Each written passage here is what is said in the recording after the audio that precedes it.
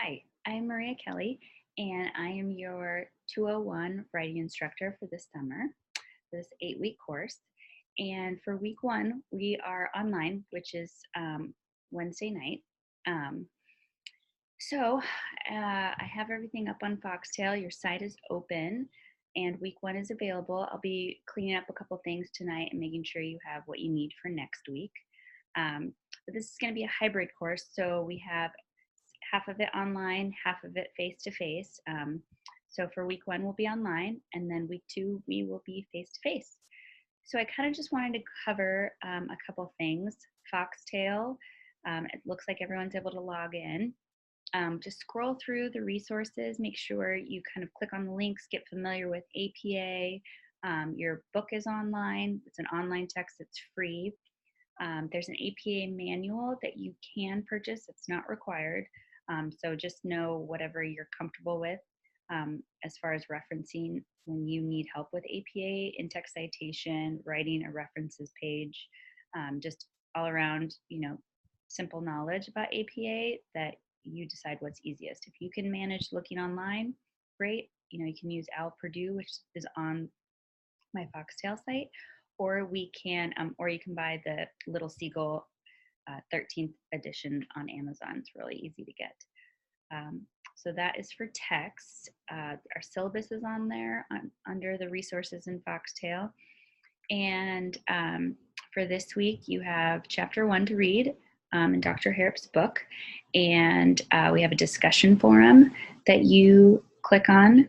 And we also have a grammar check. So those are the things that need to be completed this week. And if you haven't done an online class before, or a hybrid, which is what we're doing, for the weeks that we're online, we have a discussion forum. So if you go under week 1, scroll down, it'll say discussion forum number 1, click on it, you can read the directions, and your job is to write a post, and you can click like add post, and you can write it all in there. There's, word count requirements and all that. It's all listed under the directions. And so that is due this Wednesday, May 8th. And once everyone's completed that, you have until Friday night at midnight to go back, look at people's posts, and comment on them. And there's also a word count for that. And you have to do 2 of those by Friday, the 10th, by midnight. So that's kind of what we have. And then with the grammar check, the directions are on the sheet, and you can upload it into a little Dropbox. If you haven't used Dropbox, just look down under the do, and it has this little hand, and it says like grammar check 1. You click that, and you can upload your assignment that way. So if you ever see a hand, that means an assignment's due. You can kind of look through that. Also, feel free to email me. I don't do text or anything like that, but I do respond to email very quickly. So go ahead and email me. And or if you want to set up a phone appointment or a video Zoom thing, that I'm totally fine with. So if you have any questions, you want to walk through things, just let me know. I wanted to go through our PowerPoint for week 1, just so you kind of have an idea of what the expectations are for the course and leading up to your first writing assignment, because this is 201, so we do not go beyond a paragraph. So I'm going to have to say that a few times. Your assignments will always be 1 paragraph. You have 5 assignments for the 8 weeks, and they are a paragraph long. And I know a lot of people are like, what, just a paragraph? That's so easy. It's actually not as easy as you think. Writing a nice, tight, succinct, clear paragraph takes work. And it's kind of nice to be able to break it down into just a paragraph and then learn how into 202 how to expand that into longer essays. So for this course, 1 paragraph, that's what we work on. Okay, so I'm just going to, and the PowerPoint's on Foxtail. You can go back if you want to review it. Kind of talked about class expectations, right? Where the purpose of the course is to perfect the paragraph, 1 paragraph. Now, 1 paragraph can be like, 4 to 6 sentences long. It doesn't go beyond half a page. I like to fold the page and see that nice crease that it creates. You don't want to go beyond that. So those are kind of my requirements for how long can a paragraph be. It cannot go beyond that. And it has to have all the elements that we're going to be discussing to create a paragraph. So as long as you have all the elements, you don't cross that half-page line, you're good to go. Okay, so the purpose of the course, perfecting the paragraph. We're going to focus on your opinion and your perspective. You are the professional in some of these prompts that we're going to be working through the next 8 weeks. We're going to be working on using evidence and supporting details to prove your point on how you see it. Not necessarily like changing people's minds, but just being able to build your case and show why you feel your perspective is important or valid or interesting. And then we're going to go over a few grammar concepts, subject-verb agreement, clutter, like comma use, dangling modifiers, just some of those things that you're like, I've learned them before, just kind of refreshing, how to use the semicolon, when is it okay, when is it not okay, that type of thing. Also, we talked about online books. They're available on our Foxtail. We have links. Syllabus is on there. If you are struggling with Foxtail at all, just please reach out to me, because especially the weeks that we will be online, I can help you. Double check that your personal Gmail is linked with your George Fox email, because I only have your George Fox email. So if I'm emailing you and you don't have it properly linked or unlinked, and technology can be a pain. So just kind of keep checking to make sure that those two are blended together, because again, I can only contact you through your student email. So if they're not blended with your personal, then you don't get my emails, and that's a bummer. So I like upfront communication. That's what you can expect from me. I do have high expectations. I do also know how to offer grace. This is typically your first course here at George Fox, and there's a steep learning curve as far as like, how does GFU, navigate online courses, face-to-face, APA format. There's a lot. And so we will work through it together. But I also hold you accountable for making sure you are contacting me if you're struggling, if you need extra help, what kind of resources are available. Like, engaging in your education is really important, and that shows me that you're willing to put in the work to get the grade, and I will also be right there beside you, helping you along the way and cheering you on. So those are kind of course expectations. Chapter 1 talks a lot about time management, and it's a really good chapter on reflecting as far as, how are you going to make time for your education? Because a lot of you, have families, have full-time jobs, have, a personal life. And it's not the same as a traditional undergrad where your sole job is just to be at school. And maybe some of you do have that, extra time to just dedicate to school, and you've set that aside, and that's awesome. But for most, you're juggling a lot of other things. And so being able to carve out time each day or 3 times a week or whatever is reasonable and realistic for you, it's really good to kind of take this week and figure out, how much time do you need to complete assignments?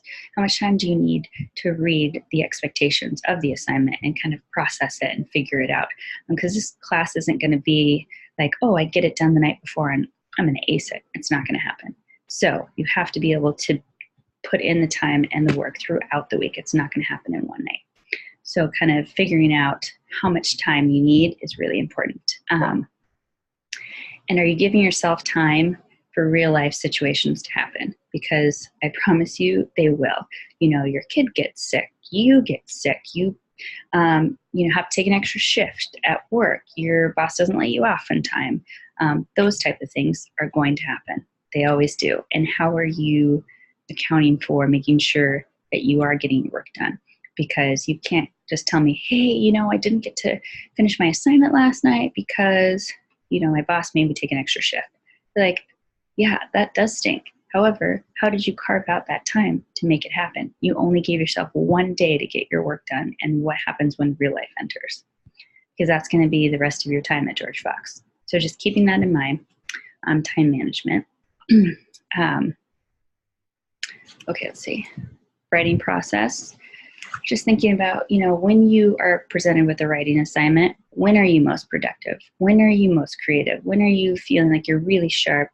Do you need to to free write? Do you need to just kind of like journal? Do you need to think about it while you're on a walk or talk it through with a friend over coffee? Those type of things.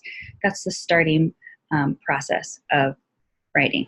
So kind of getting back into some of those things, which maybe you haven't been doing besides like emails and texts and things like that at work.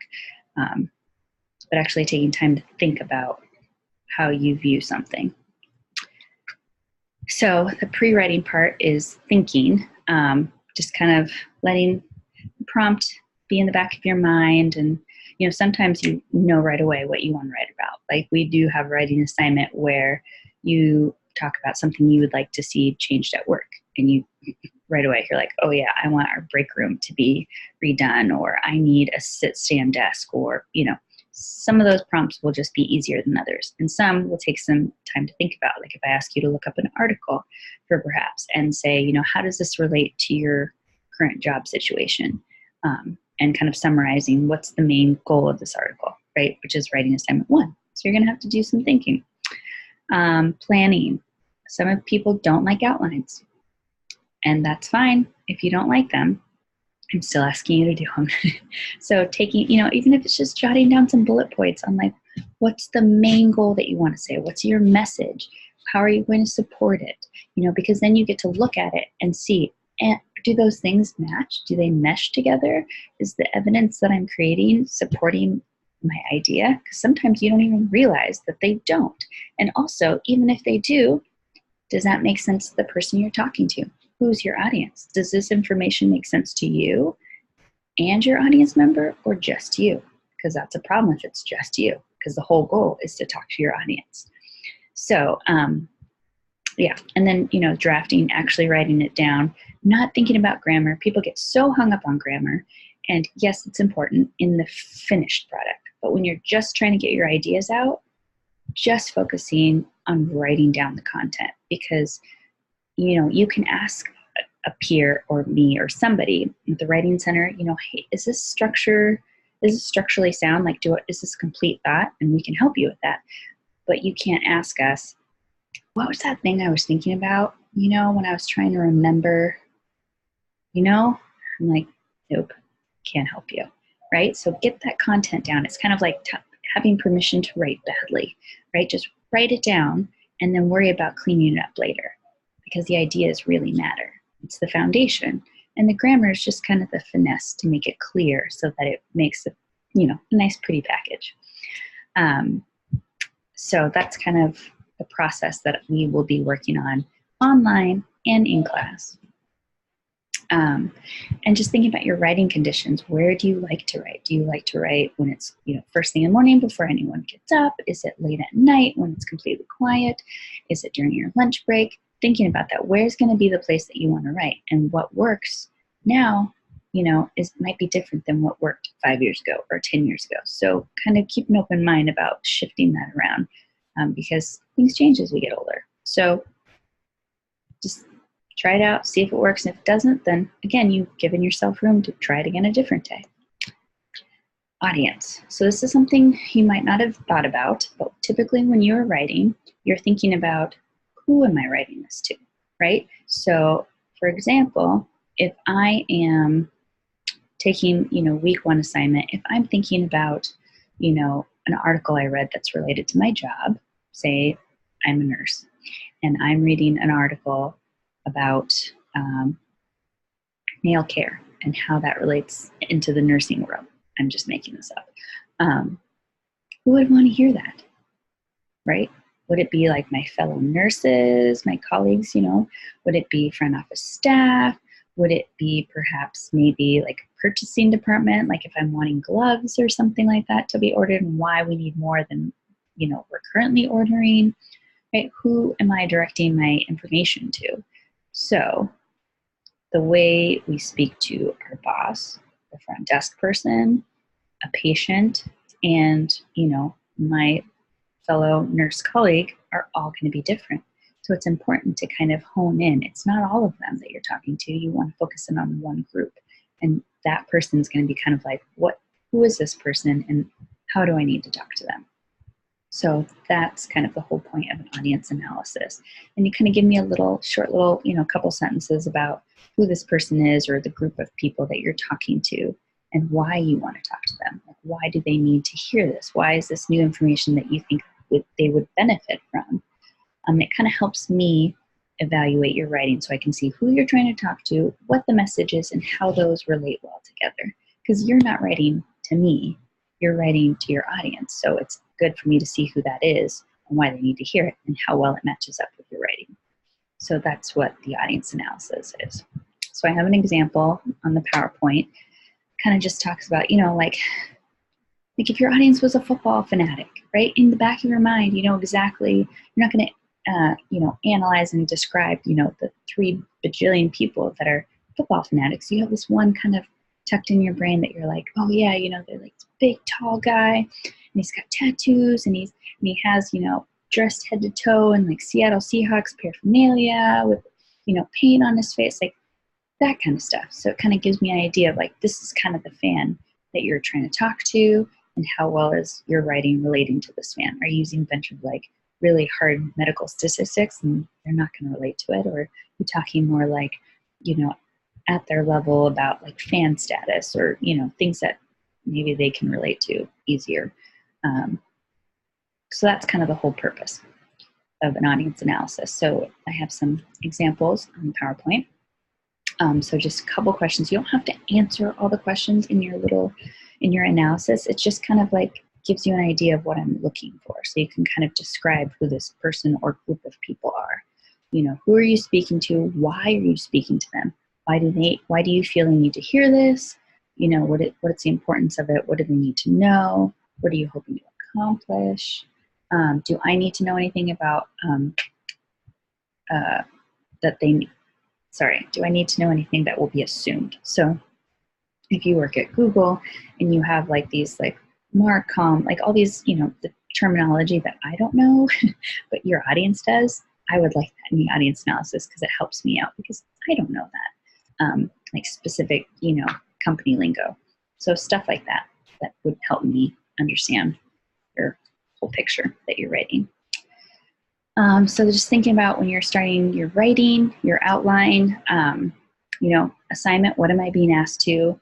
The purpose, what is your goal? What are you trying to convey in your writing? The one thing, not 12, just one thing we want to focus because it's only one paragraph. Your audience, who are you talking to in your audience?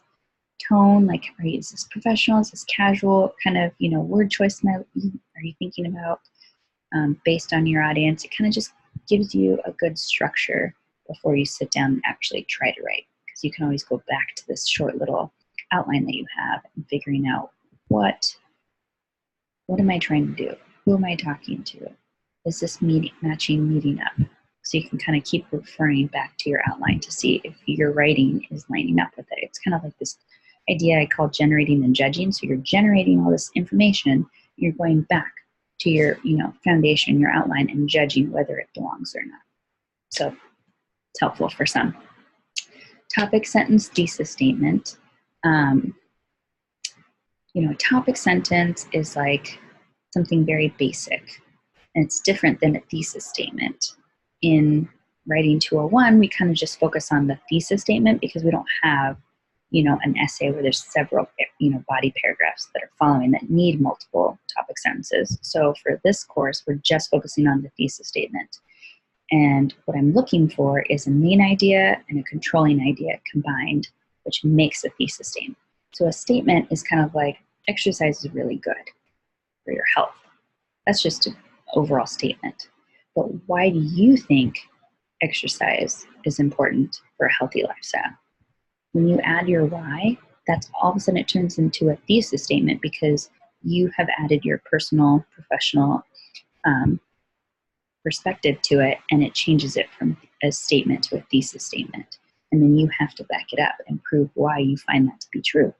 So if I say, I believe that working out, exercise 3 times a week helps improve your overall blood pressure, something like that. Well, now it's not just a statement. I need to prove that I find that to be true. And maybe I'll have this medical journal that I'll use to back up that talks about how as long as you're working out 3 times a day, your blood pressure is able to, maintain at X amount, and it never, spikes higher than, set amount. Clearly, I know a lot about this. But the whole idea is that you don't just say a general statement, you say something specific, and that's what makes it into a thesis, the why component, and then you have to find a way to back it up that relates to your audience that they can understand. Okay. So I have an example on here based on like the prompt, what makes a good boss, right? A good boss is empathetic. Well, great, but why? Why should a boss be empathetic, right? Or a boss should be a good leader. Okay, great, that's a statement, but why should a boss be a good leader, right? The why combined with that statement is what turns it into a thesis. So I have some examples here that takes it from just a statement to a thesis statement. And then thinking about supporting details, right? Supporting details where evidence can be, examples of like maybe the current work-life situation, a story, a quote. Some people like the famous quotes they like to use, outside sourcing from someone else, statistics, whatever you choose. Remember your support, your evidence should be chosen based on your audience. So what would best relate to the group that you're trying to talk to? That's key. Then I have some examples here about, how I explain it, and then also I kind of connect it. So I explain why this evidence relates to my thesis statement, which I like to call connection. So you have your thesis statement, you have your evidence, and then you want to explain how your evidence relates to it. Because then if you don't, you're letting your audience figure it out. And maybe they didn't figure it out the way you intended. So take it a step further and explain it for them so that way there's no holes in the process. And it's clear exactly what you intended to say all along. Okay, and then last part of an effective paragraph is the concluding sentence. And the reason, what I like to do is, especially since it's just a paragraph, there's no point in reiterating your thesis statement because you're still only half the page. You hope they haven't forgotten, right? So what I like to do is move it forward, talking about like, what should your reader do now that they have this information? So if I'm talking about health or talking about your boss, now you gave them this new information about what makes a great boss. Well, what do you want them to do about that? So take it a step further and say, encourage them, support them, ask them a question, leave them with a provocative thought, something else than reiterating your thesis. Again, because we're only one paragraph. And it also just gives you some other skills for when you move into the essay, which you will be doing at George Fox until you graduate, giving you just more tools to use for your concluding paragraphs when you start to write longer essays. Okay, so organizing, outlining, kind of giving you a little example of kind of the things that we can kind of just bullet point, have something to kind of check back into and judge our work to see if we're, on the right path. Just again, some more check-in questions, just kind of help you along as we're working through writing assignment 1.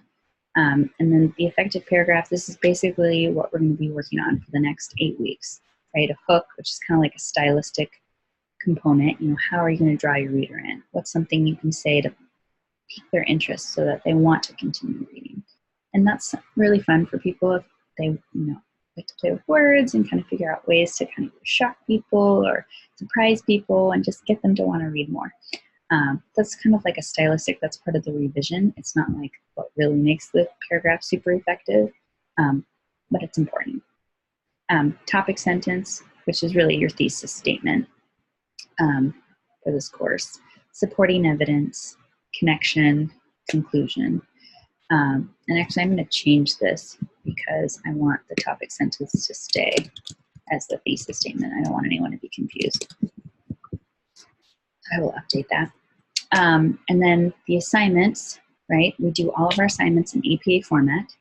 If you have questions about that, there's an APA video link under our resources that kind of lay out what APA format looks like. I have a template on the resources page, and also I believe Word, you can set your Word document to APA format, and it like lays it all out for you, and all you have to do is kind of plug in your information.